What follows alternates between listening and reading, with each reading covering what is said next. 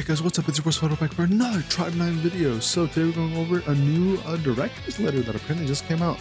I just finished recording another video for one of the other Gachagames I play, and I just saw this was posted, so I was like, I might as well do this right now. Even though, I'm a little tired, I'll be honest, but hey, it's out now, so let's see what we got cooking up here. Well, for the game, right? I'm pretty interested. Not gonna lie, I kind of need to catch up a little bit on the game because I've been kind of slacking on the grind a little bit, but for the most part, it's fine. Anyways, let's see. So, preface. Hello, everyone. This is the Tribe 9 director, Sojima. Hope I said that name right. First, I'd like to thank everyone for your patience while waiting for this update. Today, I'm excited to introduce some of the new changes coming in the major update of version 1.1.1.0, as well as a roadmap for future plans. Okay, that's interesting.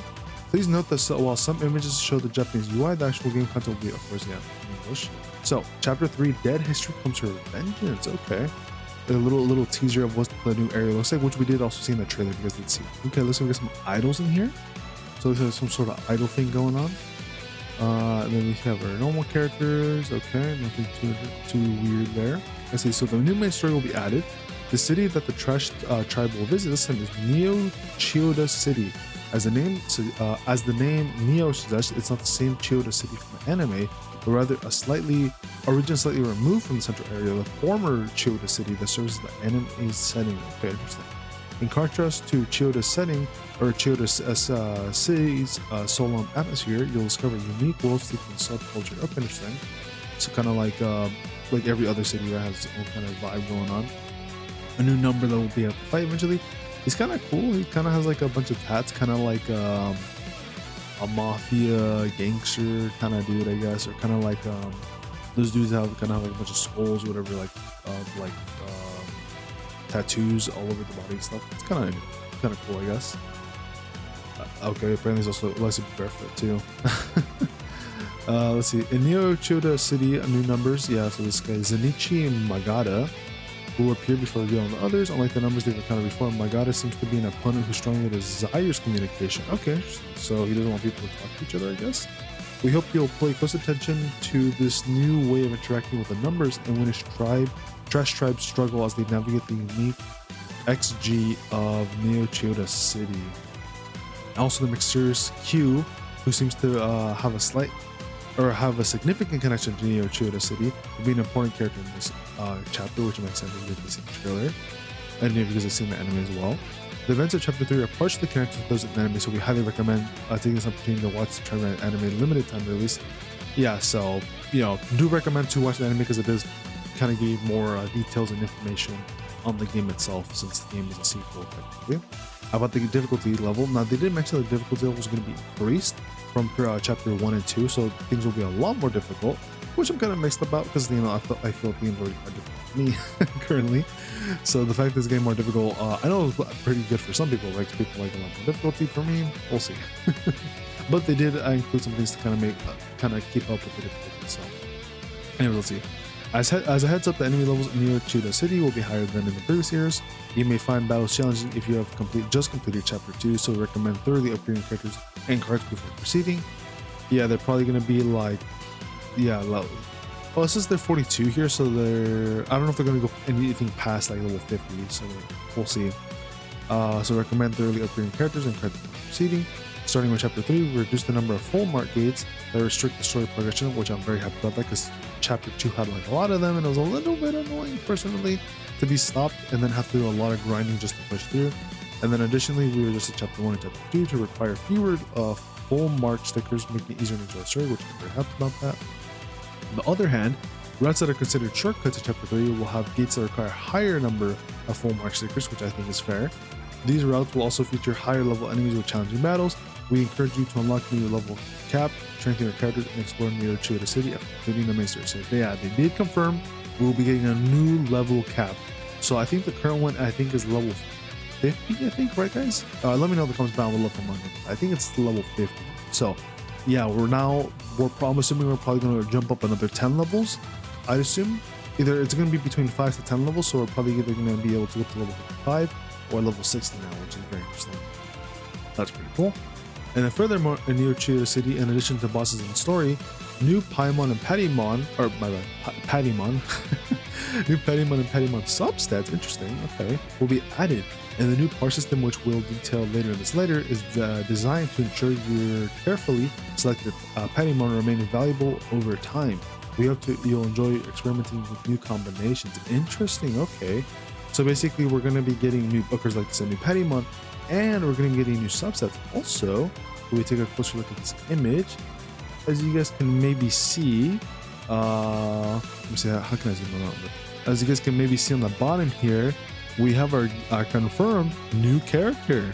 So we are confirmed to be getting the maid cat girl with the big gloves character. So this character is confirmed to be coming as the next summonable character. So that's pretty cool. So yeah, she's confirmed. As you guys can see here, she is available in the game now, or not available in the game, but she will be available to be pullable when the patch does go live. That's pretty cool, actually. Okay, yeah. So I was curious about this. Yeah, so confirmed. That's our new limited character, which they might talk about here. Yeah, right now. So her name's Hinagiku Akiba. Sorry about that. I'm not that good at it. Yeah, they literally just said it right here. New playable character joins the synchro roster in the new update. And at first glance, she seems like an ordinary maid, but she appears to be related to one prosperous Atori family. Interesting. We hope you look forward to her role in chapter 3. So does that mean she's maybe, well, slight spoilers here, but there may be some connections between her and Q is all I'm gonna say with that. But that's interesting. Okay. And oh, we get to see what she does. Okay, that's cool. So an end fighter who overwhelms enemies with her powerful primary attack and unique deflect mechanic. Interesting. Can I take a closer? Oh yeah, here we go. Closer look at this. Okay, interesting. So she does like a, oh, that's cool. Yeah, so she still has the big gloves, and she has like a bit of like a long counter parry kind of system going on, where she does like a longer parry before she counters. That's pretty cool. Okay, so let's see what she does exactly. So Hinagiku's most distinctive feature is her charge attack. Okay, it's a charge attack, which can be unleashed by pressing and holding a primary attack. Now, I'm a little bit mixed about charge attacks, because if you fight the more difficult bosses in the game, they kind of fucking beat your ass really badly and don't really leave room to do charge attacks. So we'll see, maybe there's a way to like that lets you be able to do that a little bit more freely. This action also has an integrated offensive and defensive capability. If Hinagiku takes an enemy hit while charging her attack, which I did literally just mention, and her deflect counterattack will activate. So basically, oh, that's cool. Okay, so basically, while you're charging it up, no matter what, if you do get hit, she'll immediately counterattack. You don't have to do anything. Okay, that's pretty cool, actually. That's gonna make that move a lot more viable then, because otherwise it would be very annoying. Then she would just die, right? So while this ability may seem overpowered, but doesn't be very overpowered, we want to note that the deflect frames during the charge attack occur shortly after she begins charging, which means that if you want to be aggressive, you'll need to use regular deflects effectively instead. So I think they're basically saying that like if you're about to get hit and then you do the charge attack, you're going to get hit and take the full damage and maybe be like knocked back, basically. Otherwise, if you do like do it and then like a couple seconds pass by and then the enemy attacks you, then she'll do the counter attack. But if it's like right when the enemy's about to hit you, you don't want to rely on this as a counter. You want to still do the normal counter or the normal dodge. But this is more of like if you have like a couple seconds to charge it up, but then she gets hit during that, then she'll be able to counter attack during that. But don't, basically they're saying that don't rely on this as like a easy win, immediately counter attack if you're about to get hit, basically. So that's pretty cool. Okay. Hinagiku is a character who makes the flex easy to perform, even for players less comfortable with timing counter attack, so it's going to be very good for me. However, mastering unique deflect abilities unlocks her potential for massive damage output, making her versatile across different playstyles. Okay, that's interesting. So basically, they're just saying that she has a bit of a ceiling, like, you know, once you like master her skills a bit more, but she's going to be helpful for like newbie players, kind of like a little bit. I realize not like, super good at games. Also, this looks like this is her ult animation, looks like. So it looks like she gives herself a bit of a buff, maybe a DOT or debuff to the enemy, what it looks like. Pretty cool with like the idol and everything. So her ultimate skill consumes tension by 100 and inflicts attention on all enemies. I don't know if this means that it's like the EX where you need to have a full tension gauge, or if this just means like one tension bar. So I'm not too sure what if the 100 is the full like EX, or if it's only like the first bar. So we'll see, like, because if it's like the EX, that kind of sucks, but if it's just like the one bar, it's actually quite good. But basically, she inflicts attention on all enemies, so that means she basically gives herself a taunt when she does her ult here. This effect allows Hinagiku to serve as a tank. But okay, so she's the tank character. Okay. Interesting that we're getting like another tank character because we just got one with Kazuki, right? Well, he's more of a break character, but he also has like defensive capabilities, so I guess not really. And protecting party members similar to Saigo and Q. Interesting, okay. This update will introduce many additions that expand the synergy of Hegemony tension cards, so we hope you'll enjoy experimenting different builds. So she'll be using the Hegemony tension card set. That's what she'll be running on for herself. Okay, so we're getting a new tank. So we got a new breaker with Kazuki Ayoma, which also has some defensive capabilities, but now with this new character, Hinagiku here, she's gonna basically be a taunt tank, right? So you're probably gonna be running like maybe HP or whatever new artifact or petty mons are gonna be really good for her. Okay, that's pretty cool. And then the thing, I guess, but yeah, if her ultimate is basically just the AoE taunt to all enemies, there's a good chance that the 100 tension is probably just one tension per gauge, just like our DPS gal. I forget her name. The one with the hat. The only other DPS besides Enoki. I don't remember why I'm forgetting her name. But basically, you know how when you start a battle, she basically has like, she's ready to do her ultimate. It seems like this character, Hinagiku, is going to be very similar, where she can pop her taunt immediately if you need to. Kind of sucks it doesn't do damage, but of course, you can't make every single thing do damage, right? Or else maybe it'd be too much. Alright guys, well, alright guys, real quick, I didn't realize that there's a whole video on this on Hinagiku Akiba here on her gameplay and everything. So let's take a quick look at this real quick. I completely skipped over this, so we'll go ahead and react to this right now. Let's see what we got cooking up here. Oh, she has a weird. Oh, what is that? It's like an eye thing. Okay, let's go with the fist. Oh, she has like a new mechanic there. Oh, we're doing some gameplay of the other dude, Inosuke or whatever. Oh, now that I think about it real quick, guys, there's a good chance that the Inosuke dude and maybe even the other dude, I think his name was like Saigo or Saiga, he both of them, or at least one of them, may be a guest character. You know, kind of like how Ayoma was a guest character for like a good while. There's a good chance one or both of them may be guests, so we may be able to see what they do and play with them as well in the game. So I just think I wanted to bring that up real quick. Anyways, let's continue.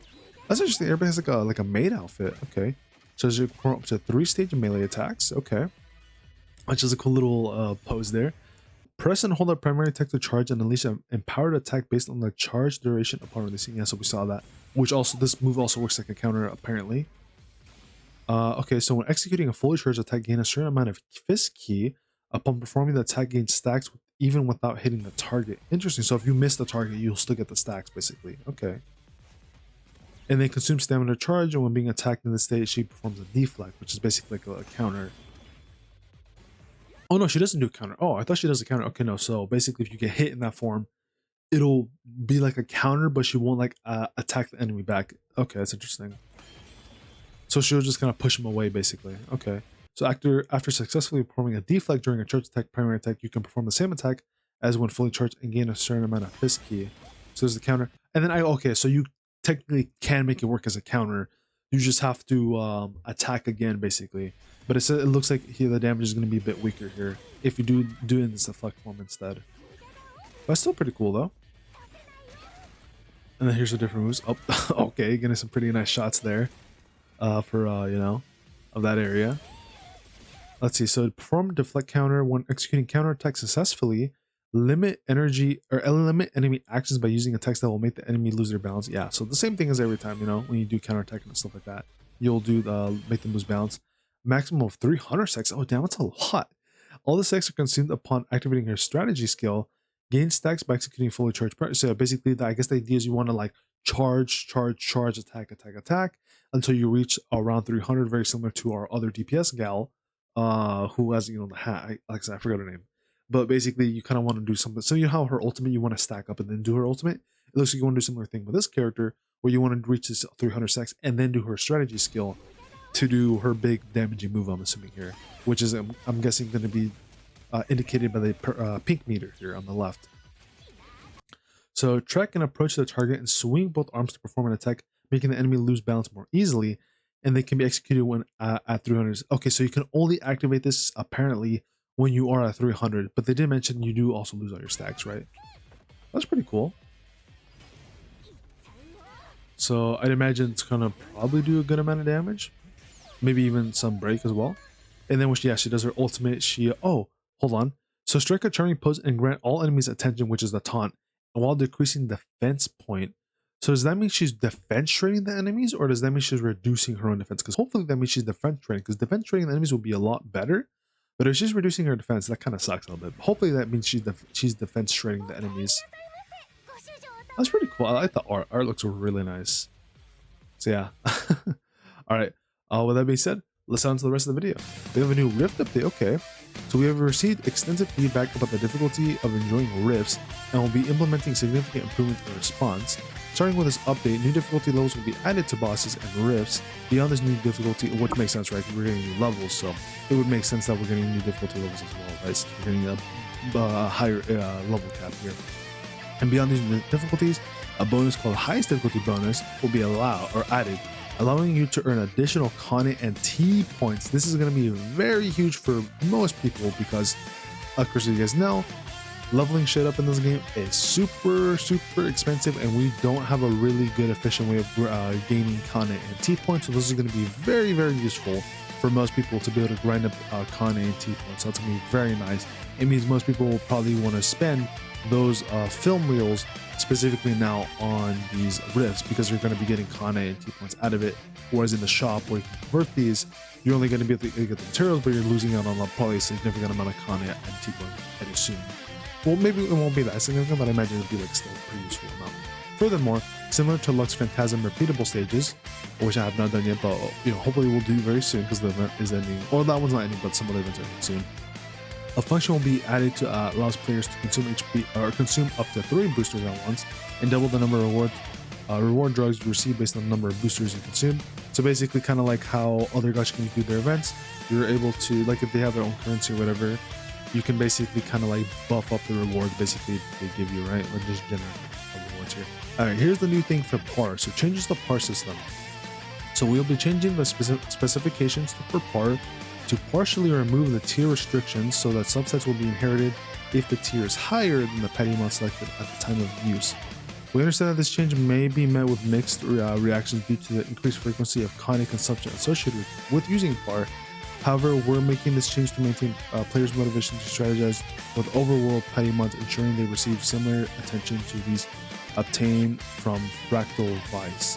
Wait, so what does this mean exactly? Because I've only used the par system like a couple times, so let me see.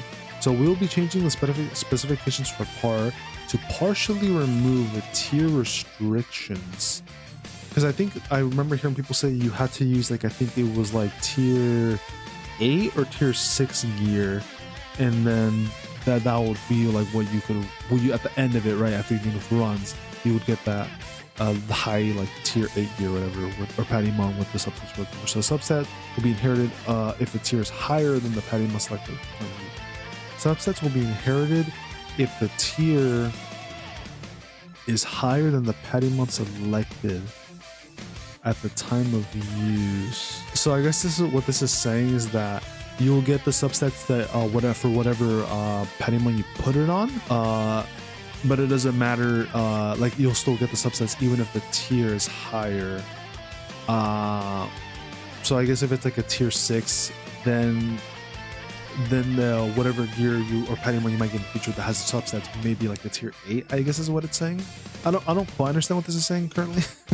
Also because, like I said, I'm very tired because it is very late. But I think that's kind of what they're essentially saying here. Like I said, I've only used this par system twice, so sadly I'm not super familiar with it as much as other people probably are. But basically, I guess they're also saying that you're gonna probably be using a lot more Kane now with this new change to it. But I think this is maybe better. I hope so, at least. However, we're making this change to maintain player, the same, to maintain motivation, to strategize with overworld Patimons, ensuring they receive similar attention. Yeah, because there's like the special like tier 8 ones in Fractal Vice. Wait, are they? Unless they're saying my only other. Oh, you know what? Maybe what they're saying. I think maybe what. Hold on, we're the last part of this. As mentioned earlier, we'll continue to review based on Kane. Okay. So I think maybe what they're saying is that with this new change, this par system may now also apply outside of Fractal Vice is what I think they're saying, or that the drops may be lower, I guess, or the tiers may be lower, but they said this tier's higher, so I'm not too sure. But I think that's maybe what they're going for, is that because they didn't mention the overworld, because they want motivation to strategies with overworld Paimons, because they want them to receive similar attention to the Fractal Vice. So maybe they're saying that overworld Paimons will not be able to be gotten at tier 8 at the same tier as Fractal Vice, and that those may also be able to be used in the Paimon system or this par system and then get those substats. I think that's what they're going for, basically, essentially saying that like it's going to be a lot easier to use this par system, but you're probably going to be spending a lot more resources to be able to get these resources, or these like Paimon from this. I think that's what they're saying, basically. Like it's no longer restricted to Fractal Vice. I could be wrong about that. Let me know in the comments down below if you guys are understanding that a little bit better than me and my tired ass brain. But I think that's like what they're going for, at least from my understanding. So, Paimon filtering feature, a filtering feature for Paimons will be added, finally be added. So that's gonna be very hopeful, actually, to let you know which ones I can throw away and which ones you may not want to throw away. Thank you for all the patience.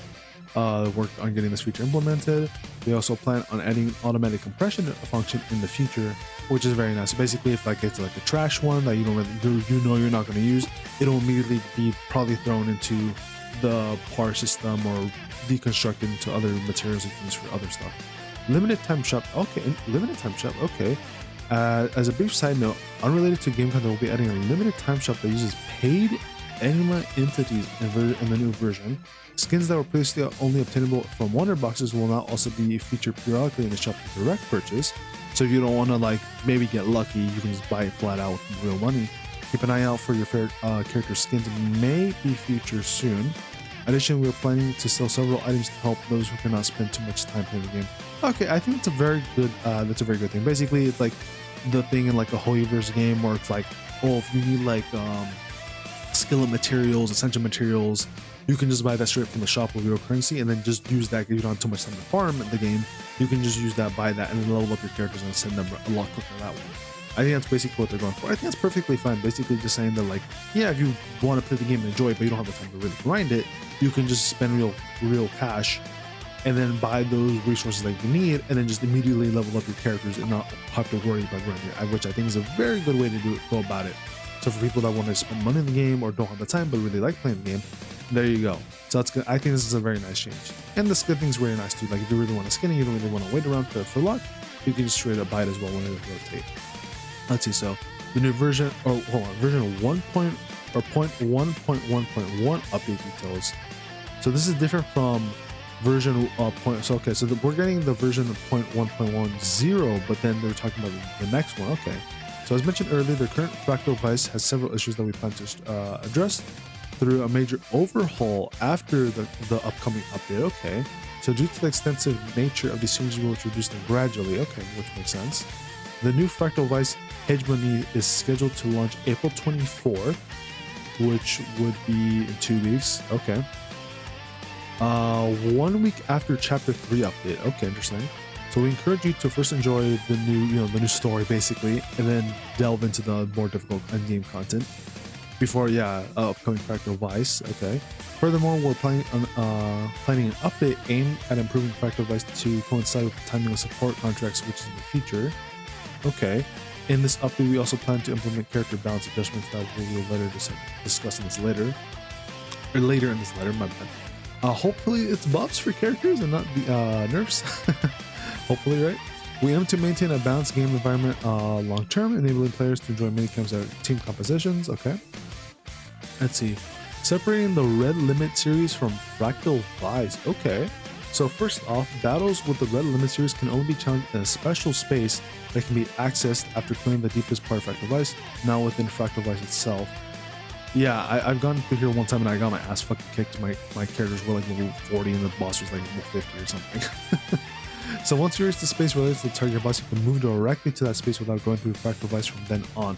So basically what they're saying is that once you make it to the Red Limit series once, you don't have to worry about going through the long process all over again. You can just go straight right to it basically from then on basically. So that's very nice actually.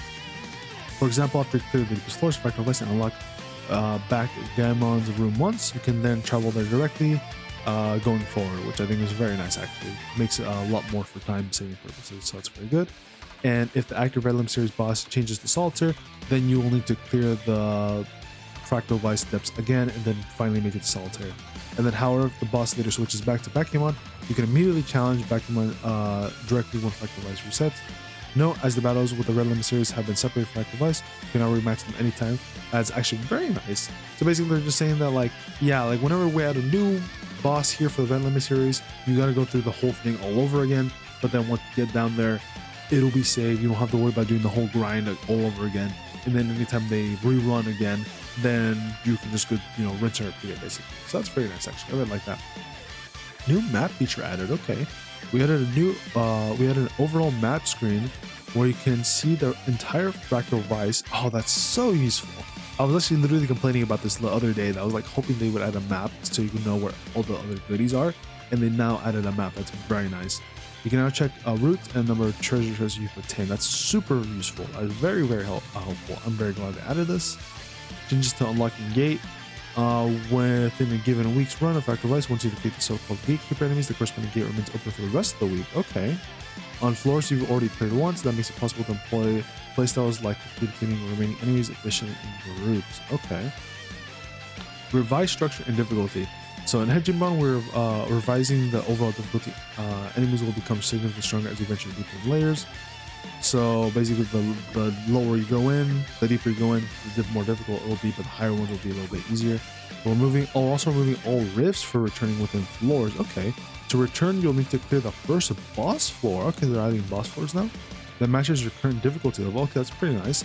So you can access the boss floor from floors B1 to B4, where you'll face a boss appropriate to your difficulty level, which is very nice. And instead of Red Limb series bosses, you'll encounter ferocious enemies similar to that of Brave Diver and Shark from your previous adventures. Some of these bosses may exceed the levels typically available in normal play, ensuring challenging battles with unfamiliar opponents. Okay, that's actually pretty cool. So basically now they're literally going to change it to where you're just going to be finding like the normal bosses, but like slightly buffed. And then when you go to the deepest layer for the Red Limit series, that's where you get like the true end game, like most difficult bosses basically, is what they're assuming they're basically going for, which I think is a really good way to go about it. Also, I like how there's so many chests here. Changes to scoring and rewards. So clearing a boss floor will cause two types of chests to appear. Luxurious chests with a quantity determined by your score at that point, and one special chest which can be attained once per week, different from chests found normally on the floors. These score-based luxurious chests can be earned repeatedly on subsequent clears. So basically, if you clear multiple times of going through Fractal Vice again, you can get, I'm assuming, like get more chests. So that's pretty cool. This change aims to prevent a situation where players who could clear the original Fractal Vice without any problems up to the deepest levels may or might now only be able to clear up to 4 B2 in Hegemony, which will result in a decrease in total number of Patimon obtained or acquired, more time for Patimon selection than before. In addition to this, we are implementing several improvements to make it easier to select Patimon and to provide a greater sense of progression. That's pretty cool. So basically, it just sounds like they're just making it to where you will probably get more Patimons from Fractal Vice now that are going to hopefully be more useful. Oh, interesting. Red Limit series improvements. So as mentioned briefly in the Fractal Vice section, the Red Limit series will be repositioned as a separate challenge content, what they did mention, detached from conquering Fractal Vice, which I mean you still do have to clear Fractal Vice, you feel like the bottom the first time around, and then post it down once you do make that, then you can do whatever you want to, right? Therefore, a special chest that allows you to raise your character's rank to EX1 and beyond can now be obtained by clearing Fractal Vice without having to defeat the Red Limit series. Wait, what? As you rate your character rank to EX+1 and beyond can now be obtained by clearing Fractal Vice without it. Okay, that's pretty cool. Because I'm assuming they're talking about the blue crystals. I'm talking about fucking Porky Pig now from fucking Looney Tunes. But the blue crystals? I think that's what they're talking about. But of course they say EX+1, so I'm assuming it's going to be like a different material. So once you get the EX, you'll get this new material to get you past EX, past EX. That's pretty cool. Okay, and you don't need to clear Red Limit series. It's literally just from doing Fractal Vice. Okay, that's interesting. But I do wonder why they mentioned Red Limit series then. So as we mentioned in the previous director's letter, we positioned the Red Lemon series purely as challenge content, and this change aims to further clarify that policy. Okay, so they're basically saying that you don't need to do Red Lemon series for like really good reward. It's literally just there if you want something to challenge yourself, you want something really difficult, something really fun. If you like really difficult content, that's what Red Lemon series is going to be for those players who like really challenging content. That's what Red Lemon series is going to be. But for the more useful resources, they're going to make it a little bit easier to get those and not having to force you to like clear really difficult content for those if you just want the really good resources to build up your characters. So that's pretty cool. I like that change. Furthermore, for the Red Lemon series and Hegemony we're going forward, difficulty selection will be added similar to rifts and boss farming. However, unlike the overworld, you will unlock higher difficulty levels by clearing the one before it. Yeah, so kind of like how it is in Hua, where there's like something similar to Red Lemon series where you fight a boss and it has like different tiers of difficulty. Every time you fight it, you unlock the next one. That's essentially what's going on here. Okay, so we've heard some exceptionally challenging optional bosses available to fight once you clear chapter 3. Defeating them on their highest difficulty setting rewards players with a unique medal corresponding to each boss. Okay, that's cool. I like that one change much better. So basically it's just like a little bit of like a showing off, like, yo, I cleared this cool boss basically, instead of like, oh, I have to clear this difficult boss, so I want to like get a really useful reward or upgrade for my character. So that's good. I like that. Put it another way, these bosses only drop their respective medals. There are no other unique items or progression benefits tied to them. So if you're focused on building your characters and following the story, you can absolutely skip these fights with no penalty, which is such a great fucking thing. So much better that I wish more Gachagames would do personally, is leave it to where it's just a cool little like flashy thing that you could get if you do want to clear this. Otherwise, you're not missing out on any summons, you're not missing out on any really good rewards for local characters or accounts. Nothing like that. Just cool, like if you want to have fun and do challenging content, there you go. Otherwise, you don't have to touch it if you don't want to. Really, really awesome. Really cool about that, devs. Really glad about that. Generally, very awesome. I'm very happy about that. All right, fatal attacks. Whoa, what the heck? So yeah, this is like where the attack where you're like about to die basically. That's interesting. So also starting with Hegemony Edition, including the existing Red Lemon series, warning attacks will now be replaced with a new attack called Fatal Attack. Okay, interesting. So I guess the idea, yeah, it says Fatal here. I think they're basically changing it to where it'll be a little bit easier to dodge and recognize when you're ready to hit with a Fatal Attack, maybe. So let's see. If you're hit by this attack, you'll be inflicted with a perilous state, which increases the damage you take for a certain period, which is not good. Perilous state is a stacking effect up to a maximum of 3 stacks. At the maximum stacks, the multiplier becomes so high that the next attack will definitely knock you out. Okay, so the duration of one stack is not very long, so if you're hit by a fatal attack, we recommend playing it safe on Paradise Recovery for perilous state. For players who have already figured out the attack patterns of Backgammon and Solitaire, this change should not significantly impact the gameplay field, even with builds centered around characters like Saigo, who specialize in damage reduction. It is still possible to withstand attacks and win as before if you properly deal with fatal attacks. So they're just changing like the UI a little bit here, basically. Like if you're like about to die, and then like adding a new gimmick here where, yeah, if you're kind of bad or dumb, you'll literally just die after like the 3rd hit or whatever, right? Okay. So about game balance. So all right, let's see what we got coming up here. So in version 1.0 environment, we designed the game assuming a base player level of 40, with level 50 being obtainable only for those who had defeated the Red Lemon series. So they basically wanted to gatekeep initially level 50 to like people who just really wanted to grind the game out right to the very end.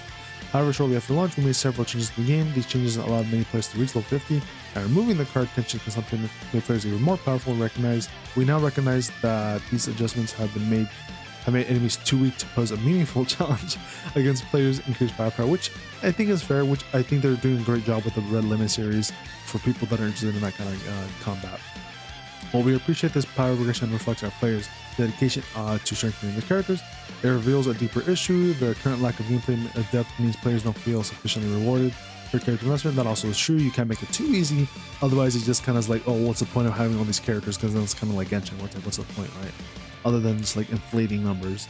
With that in mind, based on our current development partners, we are continuously working on adjusting battles, starting with increasing the enemy difficulty in Chapter 3 and fractal bites. With that said, we also recognize that those who prioritize enjoying that story. This increase in difficulty may be causing more stress than intended. So we're trying to find, like, I guess, like a good balance, right? Because you don't want to make it too difficult to be able to like just care about the story. They don't want something to be too difficult, otherwise it's going to make it very annoying. Let's see. So what that said, we also recognize that those. Yeah. So we just read that. Therefore, we plan to distribute the difficulty across the game's 4 main pillars: story progression, post-story content, Fractal Vice as endgame content, and then the Red Limit series. In particular, we plan to adjust the difficulty of the story progression to make it smoother than the current experience. Furthermore, within Fractal Vice, we plan to establish clear difficulty differences between floors B1 to B4. So basically, like, as the first floor is going to be easier, but then as you go down, it's going to get harder and harder and harder. Taking all this into account, in the upcoming version we're going to be getting, version 1.1 or 11.0, whatever the fuck you want to call it, we will reduce the number of enemies in the areas that are part of the main story progression. We'll also make adjustments and future updates so that the battle difficulty in Chapter 3 story progression is somewhat easier. So basically just making story content a lot easier to deal with, and then making, of course, the more endgame content a little bit more difficult for players to enjoy.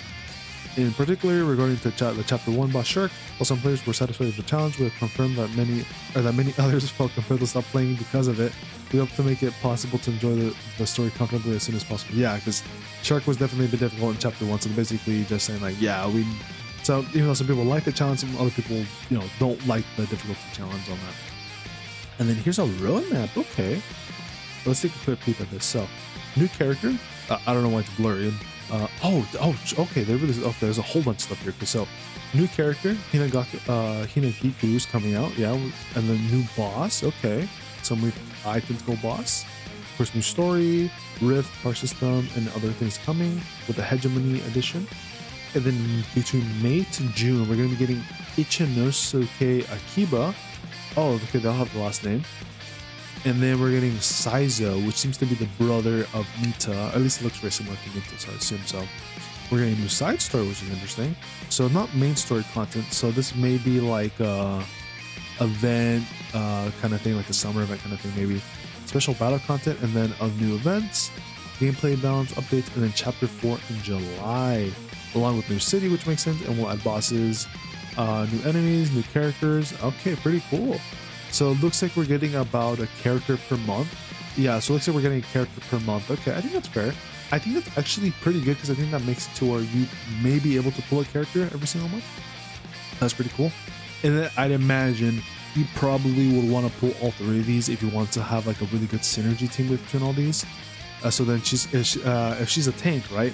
Then that will probably mean that Ichinose here may be the DPS, and then Saizo may be the supporter, is I think what they're going to maybe go for. So I think we have our tank here, he's going to be the DPS, and then I think Saizo is going to be the supporter, debuffer kind of character for the team. So that's pretty cool. Okay. I definitely want to pull for Ichinose, which is funny because it sounds like Ichinose. Maybe they're similar. I do want to pull for him because he does look pretty cool. I may skip Saizo, but we'll see. It just depends on how many sounds I have at that time and if I really want to pull for him. But that's pretty cool. Okay. Very nice. Very nice. Actually, that's really nice. Very cool. So starting with Chapter 3 onwards, we plan to add new chapters and cities in a 3-month cycle to Chapter 9. Okay. So in April, with a renewed Fractal Vice, will appear 1 week after release of the... Yeah, we didn't mention that. So after the update, 1 week after, we're getting the new Fractal Vice. And then starting in May, which is when Ichinose will be coming, almost likely. A battle-focused event will be added, because people who are interested in doing more battle content, that will be added. And then this event is designed to be slightly over the top. Okay, interesting. Allowing even casual players experiment with different team combinations and damage numbers beyond the usual range. Okay, so it's one of those, like, you can put like buffs and make your characters go like crazy, right? Like with the different buffs and stuff, I'm assuming. It also provides challenging battles for hardcore Fractal Vice players, giving everyone freedom to play at the preferred difficulty level. That's very cool. So basically, just like, yeah, we've got something for everybody. If you want more casual, we got something for you. If you want something more difficult, we got something for you there as well. So this battle event is like Lux Phantasm, is also scheduled to be held for a longer period. Okay, that's interesting. In addition to this, we plan to hold somewhat smaller events every 1 to 2 weeks, which I think is a very smart idea, because you don't want, you don't want to have not an event at least every 1 to 2 weeks. So that's good that they're doing that. Doesn't have to be anything big, but at least something in there.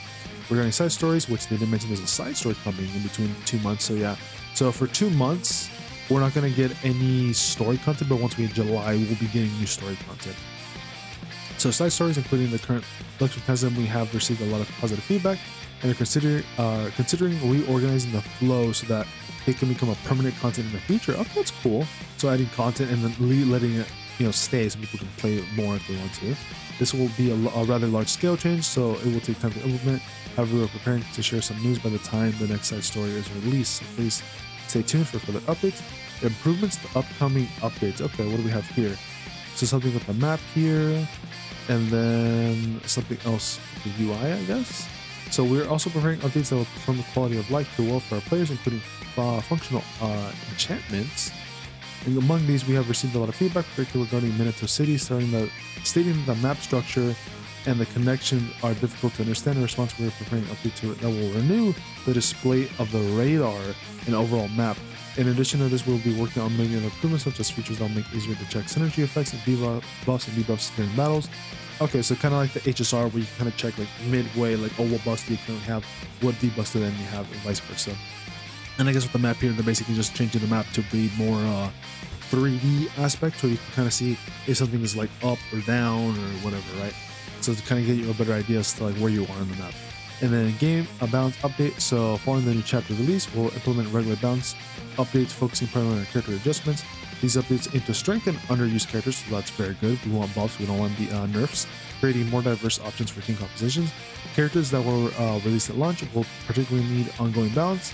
Updates to keep them viable since they tend to become weaker as the game evolves, which makes sense. That's cool. They're literally saying that they will keep buffing characters to kind of keep them like leveled up or near like where newer characters will be. We've also received feedback that some characters' transcend effects feel underwhelming, while we plan to strengthen these effects to make them more impactful. Such adjustments will require careful balancing because they don't want to make it too OP, right? We ask for your patience as we work on these improvements. With that being said, we plan to implement some initial numerical adjustments to Q, Hyakachataro, and Minami Oi in the new version. Okay, that's cool. Give me a second here, guys. Okay, so it looks like basically Q's gonna get Q's gonna get buffs, Senju's gonna get more buffs, and then Minami always gonna get more buffs. Since they just say numerical adjustments, it probably just means they're gonna get like more damage, maybe more HP, more defense is most likely what they're gonna be getting, and maybe some more buffs to like their special gimmicks, right? So that's pretty interesting. So final thoughts. Finally at the end here, this is a long video, so if you guys have been here for the whole thing, I really appreciate it. So that'll be all for this director's letter. Since the game's launch on February 20th, we've initially received a lot of critical feedback, but yeah, all the summons and everything, but the game is in a lot better place now. However, thanks to everyone's support, we were able to recover a very positive review on Steam, which, love that. We'd like to extend our sincerest gratitude to everyone. Beyond what we introduced today, we have prepared several additional updates and improvements to enhance your adventures in Neo Tokyo. We hope to continue providing you with future updates, so we appreciate your patience. In the upcoming update, we prepared a major update that will significantly change the environment with a new city, new characters, and new Patimons. I'm assuming the new Patimons mean like new passive gear, basically, is what I'm assuming. More dramatic development awaits you and the other story as well. We hope that you pay close attention not only to the new numbers, but also to the action of Q, who will be a key person in the upcoming story. It's meeting again in Neo Tokyo. So yeah, pretty cool. A very long letter, but we learned a lot of interesting things here overall. We got a roadmap of upcoming content here. Don't mind that, I just need to search up the character's name because I forgot what that was. But yeah, so we got a roadmap here of a new story, new characters coming out, new gameplay, and then when chapter 4 is coming out as well. So yeah, pretty cool. Even a little teaser too of what chapter 4 may have in store for us as well. But yeah, with that being said though, if you guys were here for the whole thing, or if you skipped around, would really appreciate, if you guys could drop a like, comment, subscribe, would really help me out. Trying to get that subscribers as possible would be pretty cool. But with that being said, if you guys are summoning, good luck. I will be hopefully streaming this. If not, I'll be recording a video on my polls and stuff. But I think we'll be doing a stream for this when she does come out, and then we'll find out together whether or not this character is worth pulling for. I think overall, if you guys do want to pull for the character, which I imagine most people probably still have a decent amount of summons left over, or a pretty good amount, I'd assume most people will probably be able to pull this character fairly easily, right? I have a decent amount of summons currently myself, so I think I'll be able to pull this character. And yeah, we'll see how things go from there. This video is already long as it is, but with that being said though, I will see all of you guys later. Peace. And see all you guys when the new patch drops. Peace and take care, everybody.